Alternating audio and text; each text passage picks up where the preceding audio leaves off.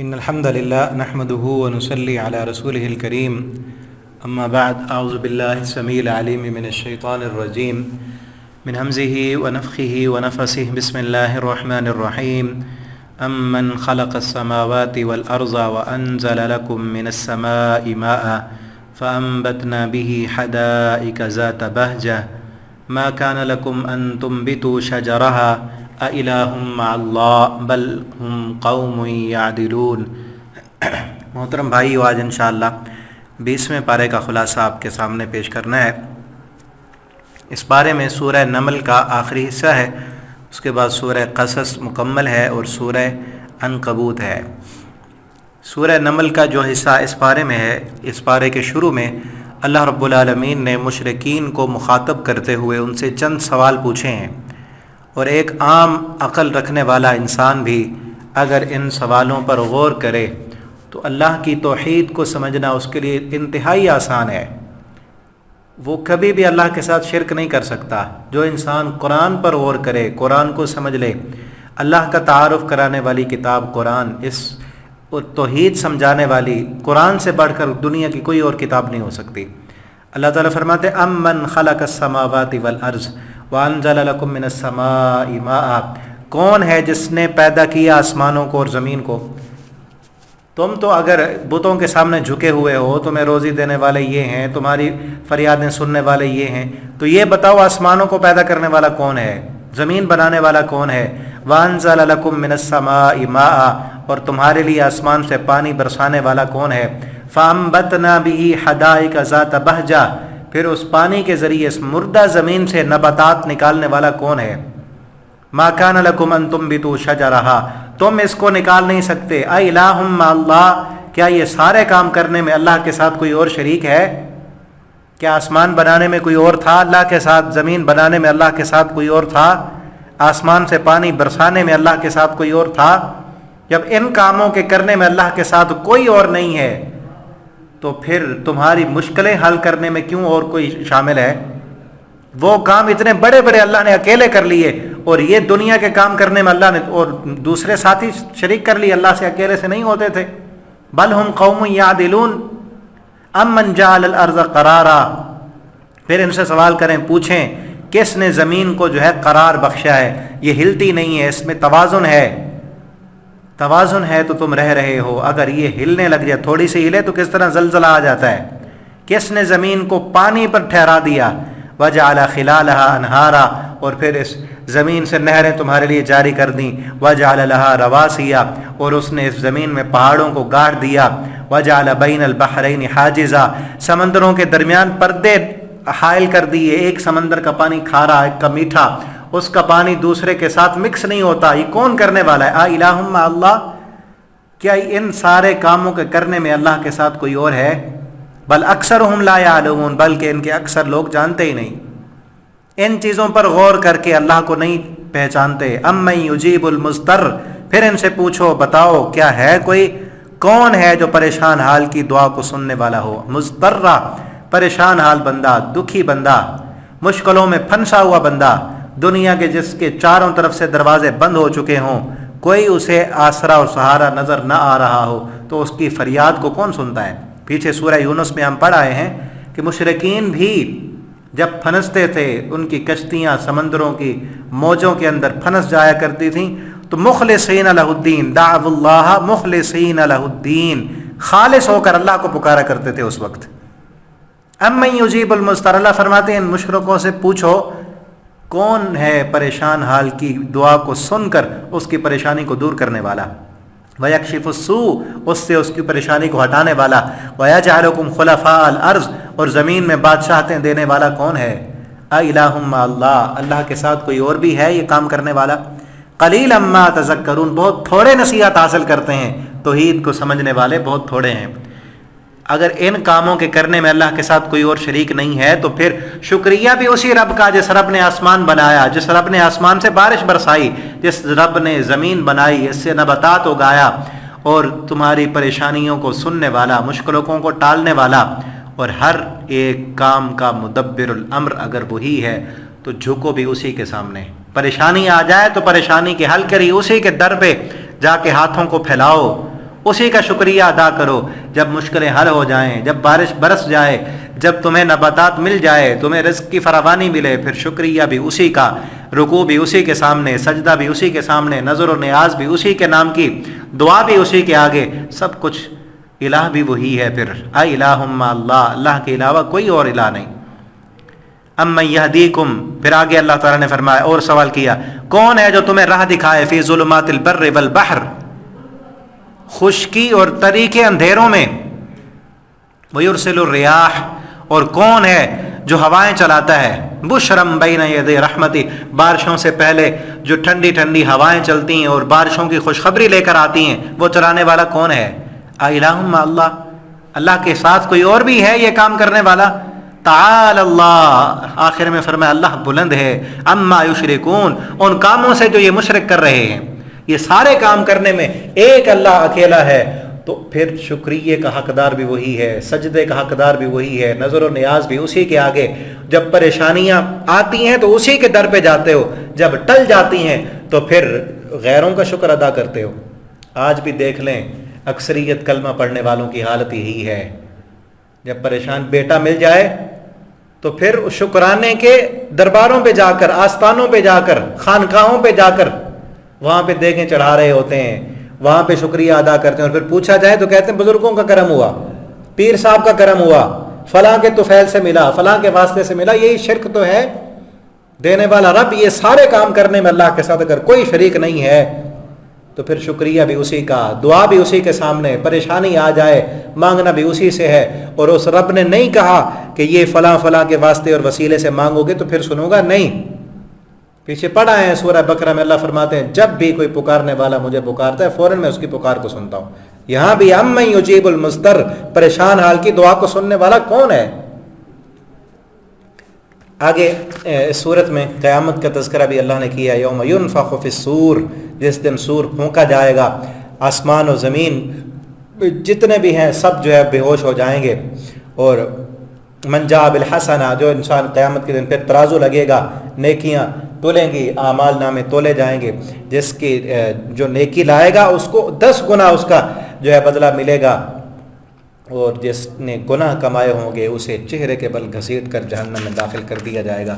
آگے سورہ قصص ہے، اور یہ صورتیں نا سورہ شعراء، سورہ نمل اور سورہ قصص جس ترتیب کے ساتھ ہیں نا، اسی ترتیب کے ساتھ ہی جو ہے نازل ہوئی ہیں، جس ترتیب سے لکھی ہوئی ہیں۔ سورہ قصص جو ہے یہ مکی دور میں نازل ہوئی سورہ نمل کے بعد، اور اس صورت میں حضرت موسیٰ علیہ السلام کا واقعہ تفصیل کے ساتھ اللہ تعالیٰ نے بیان کیا ہے، اور اس کے ساتھ ساتھ موسیٰ علیہ السلام کا واقعہ اور بھی کئی صورتوں میں پیچھے بھی ہم پڑھ آئے ہیں، کل کے پچھلے پارے میں بھی تھا، لیکن یہاں سورہ قصص میں تفصیل کے ساتھ ہے، اور اس کے ساتھ ساتھ فرعون، حامان اور قارون کا انجام بھی پوری تفصیل کے ساتھ واضح کیا ہے اللہ تعالیٰ نے، جس کا مقصد یہ ہے کہ مشرکین مکہ جو اپنی سرداریوں پر بڑا ناز اور گھمنڈ کرتے تھے، وہ اپنے آپ کو بڑا پاورفل اور سردار سمجھ کر مسلمانوں پر ظلم کرتے تھے کہ یہ تو غریب ہیں، یہ غلام ہیں، ان کے پاس کچھ نہیں ہے، ہمارے پاس سرداریاں ہیں، سب کچھ ہے۔ اللہ تعالیٰ نے فرمایا کہ ان سرداروں کا انجام بھی دیکھ لو، اگر اپنی سرداریوں کو اسلام کی خدمت کے لیے استعمال کرو گے اللہ دنیا میں بھی تمہیں عزت دے گا، آخرت میں بھی عزت دے گا۔ اگر اپنے سرداریوں کو اس اللہ کے دیے ہوئے فضل و کرم کو حق کو روکنے اور باطل کو پھیلانے کے لیے استعمال کرو گے، زمین میں فساد مچاؤ گے، تو دیکھ لو جو انجام فرعون کا، حامان کا، قارون کا ہوا تھا، تمہارا انجام بھی اسی طرح ہوگا۔ اسی لیے اللہ رب العالمین نے ان کو تنبیہ کرتے ہوئے بتایا ہے۔ تو یہ سورہ شروع ہوتی ہے طاسیم میم تلک آیات الکتاب المبین نتلو علیک من نبأ موسیٰ۔ اللہ فرماتے ہیں ہم تلاوت کرتے ہیں، ہم پڑھ کر سناتے ہیں آپ پر موسیٰ علیہ السلام کی خبر۔ یہاں شروع میں موسیٰ علیہ السلام کی پیدائش کا ذکر ہے۔ موسیٰ علیہ السلام جب پیدا ہوئے اس وقت حالات یہ تھے کہ فرعون نے خواب دیکھا تھا کہ ایک بچہ قبطیوں کا وہ میری بادشاہت کو چھینے گا، تو عذرے کا جتنے بھی ان کے بیٹے پیدا ہوں ان کو قتل کر دو۔ پیچھے سورہ بقرہ میں بھی ہے، دوسرے مقامات پر بھی ہے، سورہ ابراہیم بھی ہے۔ کیا کرتے تھے؟ نذبح ابناءہم ونستحیی نساءہم، وہ ذبح کرتے ان کے بیٹوں کو۔ تو جتنے جہاں بھی آتے فرعون کے فوجی، ان کے کرندے پتہ کرتے کہ کس بستی میں، کس علاقے میں کوئی بچہ پیدا ہوا لڑکا ہوتا تو اس کو پکڑ کر قتل کر دیتے. موسیٰ علیہ السلام بھی پیدا ہوئے. اللہ فرماتے اوحینا الی ام موسیٰ, ہم نے موسیٰ علیہ السلام کی ماں کی طرف وحی کی, الہام کیا. یہ وحی جو ہے الہام کی صورت میں ہوتی ہے. فَإِذَا خِفْتِ أَنْ أَرْضِعِهِ, کہ تو اس کو دودھ پلا, اس کو کچھ نہیں کرنا. فَإِذَا خِفْتِ عَلَيْهِ, اور جب تجھے خوف ہو فَأَلْقِهِ فِي الْيَمِّ, جب تجھے پتہ چلے کہ وہ فرعون کے فوجی خرندے وہ اٹھانے کے لیے آ گئے ہیں, اس کو نا سمندر میں ڈال دینا. فَأَلْقِهِ فِي الْيَمِّ, اس کو سمندر میں ڈال دینا.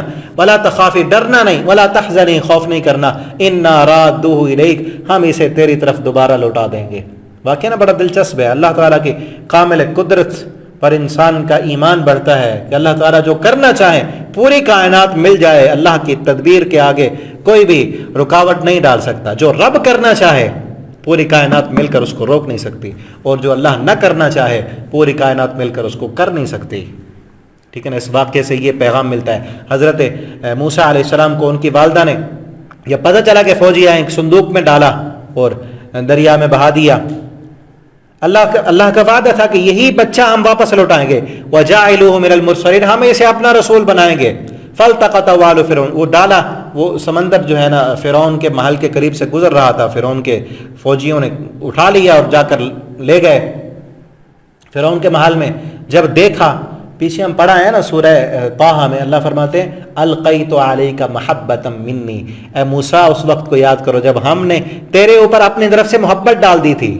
اس کا کیا معنی ہے کہ موسیٰ علیہ السلام کو اللہ تعالیٰ نے ایسا شکل و صورت خوبصورتی عطا کی تھی کہ جو بھی دیکھتا نا اس کے دل میں گھر کر جاتے. اس کو اتنا, جس چھوٹے بچے ویسے پیارے ہوتے ہیں, اور جو بھی دیکھتا نا وہ اس سے محبت کرنے لگ جاتا. فرعون نے دیکھا, اس کی بیوی نے دیکھا, اور فرعون کی اپنی اولاد نہیں تھی. یہاں بھی دیکھیں, اپنے آپ کو رب العالی کہنے والا, اللہ نے اولاد نہیں دی ہے, اپنی اولاد نہیں اس کی.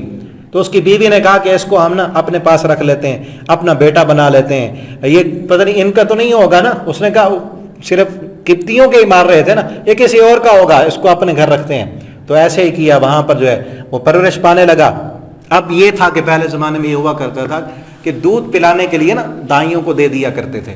تو دودھ پلانے کے لیے فرعون کے محل میں کئی عورتیں آئیں, ٹھیک ہے نا. تو کسی کا دودھ, اللہ فرماتے حرمنا علیہ المراضع من قبل, ہر دودھ پلانے والی کا دودھ ہم نے موسیٰ علیہ السلام پر جو ہے حرام کر دیا, کسی کا دودھ بھی نہیں پیا.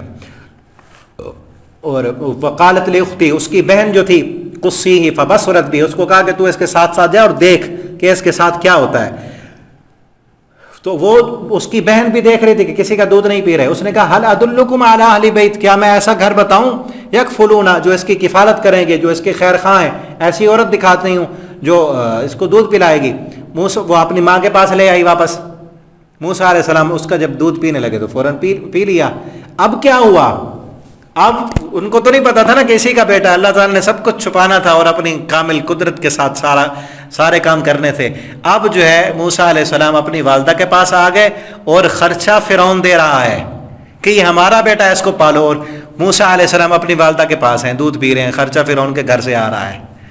اللہ تعالیٰ جو کرنا چاہیں کوئی کائنات کی قوت طاقت اس کو روک نہیں سکتی. فرددناہ الی امی, اللہ فرماتے ہیں ہم نے واپس اپنی اس کی ماں کی طرف لوٹا دیا. کی تقر عینھا, تاکہ اس کی آنکھیں ٹھنڈی ہوں. ولا تحزن, اور غم نہ کرے. ولتعلم, اور تاکہ وہ جان لے ان وعد اللہ حق, اللہ کے وعدے سچے ہیں, کہ اللہ نے وعدہ کیا تھا نا کہ واپس لوٹا دوں گا, وہ آ گیا ہے واپس. اور اللہ فرماتے ہیں ہم نے وَأَصْبَحَ فُؤَادُ أُمِّ مُوسَىٰ فارغا, جب موسیٰ علیہ السلام کو سمندر میں ڈالا تھا نا, موسیٰ علیہ السلام کی ماں کا دل خالی ہو گیا. اور ہم نے لولا ربطنا علی قلبی, ہم نے اگر اس کے دل کو تھپکیاں نہ دی ہوتی تو وہ بتا بیٹھتے, ٹھیک ہے نا. اور پھر آگے موسیٰ علیہ السلام وہاں پلتے رہے, جوان ہو گئے, بڑے ہو گئے. ولما بلغ اشدہ, بھرپور جوانی تک پہنچے. پھر غلطی سے جو ہے ایک مصری کا, فرعونی کا, ان کی قوم کے ایک بندے کو جو ہے نا قتل کر دیا غلطی سے. اور پھر وہاں سے بھاگے کہ جو ہے نا مجھ سے یہ قتل ہو گیا ہے. وہاں سے بھاگے اور مدین آئے. مدین فلما توجہ تلقاء مدین, مصر سے نکل گئے, مدین میں آ گئے. قال عسى ربی ان يهديني سواء السبيل, پھر اللہ سے کہا کہ اللہ مجھے راستہ دکھا. ولما ورد ماء, وہاں ایک اور واقعہ ہوا. دیکھا کہ مدین کے کنارے پر نا کچھ لوگ اپنی جو ہے نا جانوروں کو پانی پلا رہے ہیں, اور وہاں پر دو لڑکیاں بھی ہیں. وہ انہوں نے اپنے جانور پیچھے کھڑے کیے ہوئے ہیں, موسیٰ علیہ السلام نے ان سے پوچھا کہ کیا آپ پانی نہیں پلاتی؟ وہ کہنے لگیں یہ سارے لوگ پانی پلا کر چلے جائیں گے، پھر ہم بعد میں جا کر پانی پلائیں گی، کیونکہ ہمارا باپ جو ہے وہ بوڑھا ہے۔ وَأَبُونَا شَيْخٌ کبیر، ہمارا باپ بوڑھا ہے اور ہمیں بکریاں چرانے کے لیے آتی ہیں اور کوئی بھائی نہیں ہے ہمارا۔ فَسَقَىٰ لَهُمَا، تو موسیٰ علیہ السلام نے ان کے ساتھ خیر خواہی کرتے ہوئے ان کو پانی پلا، ان کے جانوروں کو پانی پلا دیا۔ فَلَمَّا تَوَلَّىٰ إِلَى الظِّلِّ، پھر آ کر سائے میں بیٹھ گئے۔ فَقَالَ رَبِّ إِنِّي، اور کہنے لگے اے میرے رب، لِمَا أَنزَلْتَ إِلَيَّ مِنْ خَيْرٍ فَقِيرٌ، میں تیرے در کا فقیر ہوں۔ یہ بڑی زبردست دعا ہے کیا کہ اور جن کی خدمت کی تھی ان سے کچھ نہیں مانگا۔ اب یہاں بڑی تربیت کی بات ذرا غور کریں نا، موسیٰ علیہ السلام نے ان عورتوں کے ساتھ کیا کیا؟ مجبوری کی وجہ سے نکلی ہوئی تھیں وہ، ٹھیک ہے نا۔ آج اس دور میں اس طرح کی بھی عورتیں ہیں، ہمارا واسطہ دونوں قسم کی عورتوں سے بڑھتا ہے، خصوصاً نوجوان میری اس بات کو یاد رکھیں۔ اس معاشرے میں ایسی عورتیں بھی ہیں جن کا کردار زلیخا جیسا ہے، پیچھے ہم سورہ یوسف میں پڑھا ہے نا، جو خود اپنے آپ کو بن سنور کے آتی ہیں اپنا حسن دکھانے کے لیے اور لوگوں کو اپنی طرف مائل کرنے کے لیے۔ ایسی عورتیں بھی ہمارے اس معاشرے میں اکثریت کے ساتھ موجود ہیں۔ ان کے ساتھ ہمارا تعلق ویسا ہونا چاہیے جیسا یوسف علیہ السلام کا تھا، ان کے ساتھ ویسا تعلق ہونا چاہیے، معاذ اللہ ان کی طرف دیکھنا بھی نہیں۔ اور جس طرح پیچھے عباد الرحمن کی صفات پڑھ کے آئے ہیں نا ہم، وَإِذَا مَرُّوا بِاللَّغْوِ مَرُّوا كِرَامًا، جب ایسے بازاروں سے جہاں بے حیائی ہو، بے پردگی ہو، فحاشی اور یانی ہو، وہاں مَرُّوا كِرَامًا، اپنے دامن کو بچا کر گزر جانا ہے۔ اور اس معاشرے میں ایسی عورتیں بھی ہیں جو مجبور ہیں۔ ابونا شیخ کبیر، باپ بوڑھا ہے، بھائی ہے نہیں اس لیے آئی ہوئی ہیں۔ کوئی مجبور بھی ہوتی ہیں، جن کی مجبوری کی وجہ سے اپنے گھر سے نکلی ہیں، کمانے والا کوئی نہیں ہے، تو ان کے ساتھ ہمارا رویہ ویسے ہونا چاہیے جیسے یہاں موسیٰ علیہ السلام کا ان عورتوں کے ساتھ تھا۔ موسیٰ علیہ السلام نے کیا کیا؟ کہا کہ آپ بیٹھیں، میں آپ کا کام کر دیتا ہوں۔ ایسی عورتیں جو مجبور ہو کر گھروں سے نکلی ہیں، آپ ان کی جو خدمت کر سکتے ہیں کریں، اور پھر خدمت کا صلہ ان سے نہیں، رب سے دعا کی ہے، رب سے دعا، اللہ رب انی، اللہ تیرے در کا فقیر ہوں، لما انزلت الی من خیر فقیر، اللہ جو تو اپنی رحمت نازل کرے، میں موسیٰ تیری اس رحمت کا فقیر ہو گیا ہوں، بھوکھا ہوں، کھانے کے لیے کچھ نہیں ہے۔ اور یہ دعا خصوصاً میرے وہ نوجوان بھائی جن کی شادیاں نہیں ہو رہی نا اور پریشان ہیں اپنی شادیوں کی وجہ سے، اس دعا کو بار بار پڑھیں۔ اللہ تعالیٰ نے اس دعا کو قبول کرتے ہوئے کیا کیا؟ صرف کھانا نہیں دیا، کھانا پکانے والی بھی دی۔ آگے گئیں وہ عورتیں، لڑکیاں جو تھیں، شعیب علیہ السلام کی بیٹیاں تھیں، وہ گھر گئیں، جا کر بتایا، باپ نے پوچھا جلدی کیسے آ گئے؟ کہنے لگی ایک بہت اچھا نوجوان تھا، اس نے ہمارے جانوروں کو پانی پلا دیا، ورنہ ہمیں تو دیر ہو جاتی۔ تو انہوں نے کہا کہ آپ اسے بلا کر لائیں۔ وہ جب بلا کر آئیں، اللہ نے قرآن میں نقشہ کھینچا ہے وہ عورتیں کیسی تھیں، پیغمبر کی بیٹیاں۔ فجاءته احداهما تمشي على استحياء، اللہ فرماتی ہے ایک عورت چل کے آئی ان میں، تمشي على استحياء، وہ حیا کی چال چل رہی تھی۔ آج میری ماؤں بہنوں سے پیغام ہے میرا کہ ایسی چال چلیں، حیا والی، ایسی چال جیسے وہ عورت چل کے آئی تھی، مجبور تھی گھر سے نکلنا، اگر مجبوری بن جائے تو ایسی چال چلیں، حیا والی چال ہو، اپنی طرف لوگوں کو مائل کرنے والا، اپنی زیب و زینت کو جو ہے ظاہر کر کے نہ چلیں، اپنی زینت کو چھپا کر اور حیا کی چال چلیں کہ لوگ گواہی دیں کہ حیا کی چال چلی جا رہی ہے، اور رب بھی کہے آسمانوں سے کہ یہ میری بندی حیا کی چال چلنے والی ہے۔ اللہ نے کہا تمشی علی استحیاء، حیا کی چال چل رہی تھی، اور کہنے لگی ان ابی یدعوک، میرا باپ آپ کو بلا رہا ہے۔ موسیٰ علیہ السلام گئے تو انہوں نے کہا کہ میں تمہیں جو ہے نا اس خدمت کا بدلہ دینا چاہتا ہوں، اور یہ ہے کہ میں چاہتا ہوں کہ آپ میرے ساتھ، میرے پاس کوئی مزدور نہیں۔ انہوں نے کہا اتنا اچھا ایماندار آدمی ہے، بغیر کسی لالچ کے اس نے کام کیے، تو اسی کو وہ عورت ہی کہنے لگی کہ اس کو آپ، ابا جان ہم تھک گئی، آپ اسے مزدور رکھ لیں۔ تو باپ نے کہا کہ بغیر کسی محرم کے بیٹیاں ہیں گھر میں، ایسے تو مزدور نہیں رکھ سکتا۔ کہا کہ ایک کا نکاح کر دیتا ہوں، ان کی حق اہد ابنتیہ، شعیب علیہ السلام نے کہا اپنی دو بیٹیوں میں سے ایک کا نکاح تیرے ساتھ کر دیتا ہوں، اور بدلے میں تو نے 8 سال یہاں پہ خدمت کرنی ہے، ان تأجرنی ثمانیہ حجج۔ یہاں دوسری بات بھی سمجھ لیں، اللہ نے ابھی میرے ذہن میں ڈال دی ہے۔ شعیب علیہ السلام نے کیا کہا؟ ایک کا نکاح کرتا ہوں، بدلے میں 8 سال خدمت کرنی ہے۔ یہاں تو شادی کرنے والے نوجوان جو وہ مطالبہ کر رہے ہوتے ہیں لڑکیوں کے والدین سے کہ اتنا جہیز دینا ہے، فلاں چیز دینی ہے، فلاں چیز دینی ہے، فلاں دینی ہے۔ ڈوب کے نہیں مر جاتے، کمانے کی ذمہ داری اللہ نے مرد کی لگائی ہے، گھر اس کا بن رہا ہے، بیچارہ باپ بوڑھا، اس پر کیا بوجھ ڈالنا ہے؟ اسی بوجھ کی وجہ سے آج شادیاں لیٹ ہو رہی ہیں۔ قرآن سکھاتا ہے موسیٰ علیہ السلام نے 8 سال مزدوری کر کے شادی کی، اپنی عزت کو محفوظ کیا ہے۔ مزدوری کریں، محنت کریں، خود کمائیں، کسی اور پہ بوجھ مت بنیں، ٹھیک ہے نا۔ خود موسیٰ علیہ السلام نے مزدوری کی ہے، محنت کی ہے، اس کے بدلے میں نکاح ملا ہے،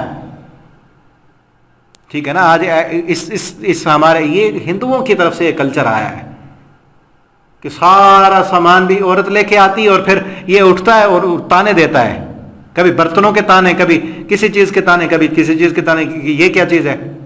کئی تو ایسے بدبخت اسی وجہ سے اپنی عورتوں کو تانے دیتے ہیں کہ فریج تو لے کے آئی ہے، فلاں کمپنی کی کیوں نہیں لے کے آئی، فلاں چیز فلاں کمپنی کی کیوں لے کے نہیں آئی، فلاں چیز یہ ہے، فلاں یہ ہے۔ عجیب ڈرامے بازی ہے، پتہ نہیں کہاں غیرت مر جاتی ہے ان لوگوں کی۔ موسیٰ علیہ السلام نے محنت کی، مزدوری 8 سال، اور پھر ہے کہ اگر 2 سال اور کر لیں گے مزید تمہارے لیے بہتر ہوگی، تو وہ پوری کی۔ اس کے بعد گئے واپس مصر اپنی بیوی کو ساتھ لے کر، راستے میں اللہ رب العالمین نے بلا لیا اور کوہ طور پر، اور وہاں پر نبوت عطا کر دی، راستے میں ہی نبوت دے دی اللہ رب العالمین نے۔ اور وہ سورہ طٰہٰ میں ہی بھی ہے، پیچھے پڑھا ہے، سورہ نمل میں بھی ہے، یہاں بھی ہے۔ فلما اتاها نودي من شاطئ الواد الايمن في البقعة المباركة من الشجرة يا موسى اني انا اللہ، اللہ رب العالمین نے آواز دی، وہاں پر بلایا اور اپنا کہا کہ جاؤ اب فرعون کے پاس۔ موسیٰ علیہ السلام کہنے لگا مجھے تو ڈر لگتا ہے، ایک بندہ مجھ سے قتل ہو گیا تھا۔ اور پھر یہ کہا واخی ہارون، میرا بھائی ہارون جو ہے اسے بھی میرے ساتھ کر دو، وہ افصح منی، اس کی زبان جو ہے زیادہ فصاحت والی ہے، اور مجھے لگتا ہے کہ مجھے جھٹلائیں گے، تو اللہ تعالیٰ نے ہارون کو بھی ساتھ کر دیا۔ پھر موسیٰ علیہ السلام فرعون کے پاس جب گئے، وہ بھی یہاں پہ تذکرہ ہے، وقال فرعون یا ایھا الملأ ما علمت لکم، فرعون کہنے لگا میرے علاوہ تو میں نہیں جانتا کوئی اور الہ ہو، اور تکبر اور غرور میں آ کر کہنے لگا اپنے جو ہے وزیروں سے، یا حامان، اے حامان میرے لیے ایک عمارت بنا، میں اس پہ چڑھ کر موسیٰ علیہ السلام کے نعوذ باللہ الہ کو جو ہے نا دیکھنا چاہتا ہوں کہ کہاں ہے۔ واستکبر، اللہ فرماتے ہیں اس نے تکبر کیا، اور اس کے لشکروں نے بھی تکبر کیا، ہم نے جو ہے نا صفحہ ہستی سے مٹا کر رکھ دیا۔ اور پھر آگے اللہ تعالیٰ نے یہ بھی فرمایا انک لا تہدی من احببت، نبی کریم صلی اللہ علیہ وسلم آپ جس کو چاہیں ہدایت نہیں دے سکتے۔ یہ آیت نا صحیح البخاری میں ہے، نبی کریم صلی اللہ علیہ وسلم اپنے چچا ابو طالب کے پاس بار بار جاتے، آپ پر بڑے اس کے احسانات تھے، آپ کو پرورش دی اور آپ کو بڑی سپورٹ دی۔ آپ صلی اللہ علیہ وسلم بار بار، آپ کا یہ دل تھا کہ یہ مسلمان ہو جائیں، کلمہ پڑھ لیں، آخری وقت تھا، فوت ہونے والے تھے، آپ صلی اللہ علیہ وسلم بیٹھے تھے اور کہہ رہے تھے چچا کلمہ پڑھ لیں تاکہ احاج لک بہا عند اللہ، اللہ کے ہاں حجت بن جائے، میں اللہ کے ہاں کہہ سکوں گا کہ کلمہ پڑھا ہے اور آپ کی جو ہے نا سفارش کر سکوں گا۔ لیکن چچا جانتے بوجھتے کہ میرے بھتیجے کا دین سچا ہے، اس نے کیا کہا، اے بھتیجے میں جانتا ہوں کہ تیرا دین خیر من ادیان البریت دینا، تیرا دین اس زمین پر سارے دینوں سے اچھا دین ہے، لیکن لولا ملامت اللائم ومصبت، میں اپنے پیچھے ملامت نہیں چاہتا کہ لوگ کہیں گے کہ عبد المطلب کے دین کو چھوڑ کر اپنے بھتیجے کی بات مان لی تھی، بل ملت عبد المطلب، بلکہ عبد المطلب کی ملت پر ہی جاتا ہوں میں، کلمہ نہیں پڑھا۔ نبی کریم صلی اللہ علیہ وسلم روتے ہوئے آنسو بہاتے ہوئے واپس آ رہے تھے، اللہ تعالیٰ نے یہ آیت نازل کر دی، اے نبی صلی اللہ علیہ وسلم جس کو آپ چاہتے ہیں ہدایت دینا آپ اس کو نہیں دے سکتے ہدایت، ولیکن اللہ یہدی من یشاء، ہدایت دینا اللہ کے اختیار میں، اللہ تعالیٰ دیکھتے ہیں کس کا دل ہدایت کے قابل ہے، کون ہدایت کے قابل ہے، کون ہدایت کا متمنی ہے، اور کون اپنے باپ دادا کے رسم و رواج کو، ان کی محبتوں کو اپنے دل میں جگہ دیے بیٹھا ہے، اس کو تو ہدایت نہیں ملنی نا۔ اور پھر آگے جو ہے حامان کا ذکر ہے، قارون کا ذکر ہے، ان قارون کان من قوم موسیٰ، قارون جو ہے موسیٰ کے قوم سے تھا، اور اللہ تعالیٰ فرماتے ہیں بڑے خزانے دیے، اس خزانوں پر اترایا، اور بڑا اس کنوز و مفاتحہ، اس کے خزانوں کی چابیاں ایک طاقتور جماعت اٹھایا کرتی تھی، لیکن اللہ کا جب عذاب آیا اللہ نے اس کے سارے خزانے اس کے سر پہ رکھ کر اسے زمین میں دھنسا دیا۔ فخسفنا به وبداره الارض، اس کو بھی، اس کے گھر کو بھی، اس کی دولت کو بھی ہم نے زمین میں دھنسا کر رکھ دیا۔ اور پھر یہ کہا تلک الدار الاخرۃ نجعلها، ہم نے آخرت کا گھر ان لوگوں کے لیے بنایا ہے، للذین لا یریدون علوا فی الارض ولا فسادا، جو دنیا میں بڑا نہیں بننا چاہتے۔ نقطے کی بات سب سے اسی آیت پر غور کر لینا، قرآن کریم کی بلکہ ہر آیت ایسی ہوتی ہے، لیکن کئی آیتیں ایسی آتی ہیں کہ صرف ایک آیت پر بندہ غور کر لینا زندگی بدل جائے۔ اللہ فرماتے ہیں فیصلہ کن بات ہے، تلک الدار الآخرہ، آخرت کا گھر ہم نے ان لوگوں کے لیے بنایا، لا یریدون علوا، جو دنیا میں بڑا نہیں بننا چاہتے، جو اپنے آپ کو بڑا کرنا چاہیں، میری پارٹی بڑی ہو، میرے ووٹ زیادہ ہوں، میری سرداری اونچی ہو، میرا خاندان اونچا ہو، میں اونچا بن جاؤں، میرا بینک بیلنس بڑھ جائے، میں فلاں تو میں فلاں، جو اپنے آپ کو اونچا کرنا چاہے، اللہ فرماتے ہیں آخرت ان کے لیے نہیں ہے۔ آخرت ان کے لیے جو اپنے آپ کو اونچا نہیں کرنا چاہتے، جو دنیا میں اللہ اکبر، اللہ کے نعرے کو اونچا کرنا چاہتے ہیں، اللہ کے دین کو اونچا کرنا چاہتے ہیں، رب کے قرآن کو اونچا کرنا چاہتے ہیں، اللہ فرماتے ہیں آخرت کا گھر ہم نے انہی لوگوں کے لیے بنایا ہے۔ ٹھیک ہے نا؟ اس کے آگے سورہ عنکبوت ہے، اس صورت میں بھی اللہ رب العالمین نے نبی کریم صلی اللہ علیہ وسلم کے صحابہ کو تسلی دی، اور خصوصاً اس میں نا مشرکین مکہ جو تھے وہ چونکہ کئی صحابہ کرام جو مسلمان ہوئے ان کے والدین ابھی جو ہے وہ مشرک تھے، اور ان کے مشرک والدین اپنے بچوں سے کہتے تھے کہ دیکھو اسلام میں والدین کی کس قدر اطاعت اور فرما برداری کے لیے کہا گیا ہے، تو ہم آپ کے والدین ہیں، ہم آپ کو کہتے ہیں کہ اسلام چھوڑ دو، ٹھیک ہے نا، ہم کہتے ہیں کہ اسلام چھوڑ دو تو تم ہماری بات مانو نا، اسلام چھوڑ دو۔ تو اللہ تعالیٰ نے اس کے جواب میں کہا کہ اطاعت کرنی ہے والدین کی، وَوَصَّيْنَا الْإِنسَانَ بِوَالِدَيْهِ حُسْنًا، ہم نے انسان کو وصیت کی ہے کہ اپنے والدین کے ساتھ اچھا سلوک کرنا ہے، لیکن وَإِن جَاهَدَاكَ، وہ اگر آپ کو مجبور کریں لِتُشْرِكَ بِي، کہ میرے ساتھ شرک کرو، مَا لَيْسَ لَكَ بِهِ عِلْمٌ، جس کا آپ کو علم نہ ہو، فَلَا تُطِعْهُمَا، پھر اپنے والدین کی بات نہیں ماننی، الیہ مرجعکم، تمہارا ہماری طرف لوٹنا ہے، فانبئکم، پھر ہم تمہیں خبر دیں گے جو تم عمل کرتے رہے۔ ٹھیک ہے نا؟ تو والدین کی فرما برداری ہے، اطاعت ہے، لیکن اگر وہ اللہ کی نافرمانی کا حکم دے والدین تو پھر لا طاعت لمخلوق فی معصیۃ الخالق، اللہ کی نافرمانی میں کسی مخلوق کی اطاعت نہیں کرنی، پھر اس مخلوق کی اطاعت کو چھوڑ دیں، جو چاہے وہ والدین ہوں یا کوئی اور رشتہ دار ہو یا کوئی حکمران ہو یا کوئی وڈیرا ہو برادری کا، جو بھی ہو، جو انسان کو اللہ رب العالمین کی نافرمانی کا حکم دے تو اس انسان کی بات نہیں ماننی۔ حکومت کی بھی، حکمرانوں کو بھی اطاعت تب کرنی ہے جب اللہ رب العالمین کی اطاعت کے دائرے میں ہو ان کی اطاعت۔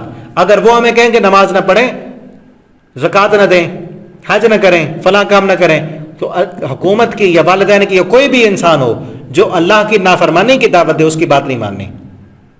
ٹھیک ہے نا؟ تو یہاں یہ کہا گیا، اور پھر یہ بھی کہا گیا حسب الناس ان یترکوا ان یقولوا آمنا، لوگوں نے کیا سمجھ لیا ہے کہ وہ کہیں گے کلمہ پڑھیں گے اور مفت میں جنت مل جائے گی، وہم لا یفتنون، آزمایا نہیں جائے گا۔ صحابہ کرام کو تسلی دی جا رہی ہے کہ آزمائشیں تو آئیں گی، ٹھیک ہے نا، انہیں آزمائشوں کی چکی میں چل کر پس کر ہی تم نے جو ہے بڑا مقام حاصل کرنا ہے۔ اس کے آگے نوح علیہ السلام کا تذکرہ ہے تھوڑا سا، اور پھر ابراہیم علیہ السلام کا بھی تذکرہ ہے، لوط علیہ السلام کا بھی ہے، اور پھر ان ساری قوموں پر ایک تبصرہ کیا ہے اللہ رب العالمین نے۔ شعیب علیہ السلام کا بھی ذکر ہے، وہ فرمایا وقارون وفرعون وحامان، قارون، فرعون اور حامان، اور موسیٰ علیہ السلام ان کے پاس واضح نشانیاں لے کر آئے، فاستکبروا، ان سب نے تکبر کیا، فکلا اخذنا بذنبہ، اللہ فرماتا ہے یہ سارے لوط علیہ السلام کے قوم والے، صالح، شعیب علیہ السلام، مدین والے، حامان، فرعون، یہ سارے جو ہے فکلا اخذنا بذنبہ، ان سب کو ہم نے ان کے گناہوں کی وجہ سے پکڑ لیا۔ فمنہم، ان میں سے کچھ ایسے ہیں، ارسلنا علیہم حاصبا، جن پر ہم نے پتھروں کی بارش برسائی، ومنہم من اخذتہ الصیحہ، کچھ ان میں سے ایسے تھے جن کو ہم نے چیخ بھیج کر پکڑ لیا، ومنہم من خسفنا بہ الارض، اور ان میں سے کچھ ایسے تھے جن کو ہم نے زمین میں دھنسا دیا، ومنہم من اغرقنا، اور ان میں کچھ ایسے تھے جن کو ہم نے پانیوں میں غرق کر دیا۔ وما كان اللہ لیظلمہم، اللہ نے ان پر ظلم نہیں کیا، ولکن كانوا انفسهم یظلمون، یہ خود اپنے آپ پر ظلم کرنے والے تھے۔ اور سب کو اس وقت مشرکین مکہ کو تنبیہ ہے کہ ان سب کو ہم نے دیکھو کس طرح ہلاک کر دیا، کسی پر پتھروں کی بارش برسائی، کسی کو دھنسایا، کسی کو ڈبویا، کسی کو چیخ دے کر ان کے دلوں کو پھاڑ دیا۔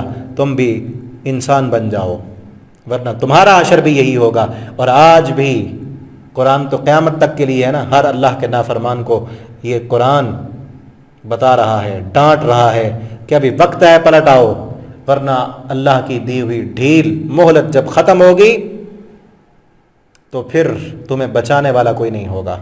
اللہ رب العالمین سے دعا ہے اللہ تعالی ہمیں قرآن پڑھنے، سمجھنے، اس کے مطابق زندگی بسر کرنے کی توفیق عطا فرما دیں۔ آخر دعوانا الحمدللہ رب العالمین۔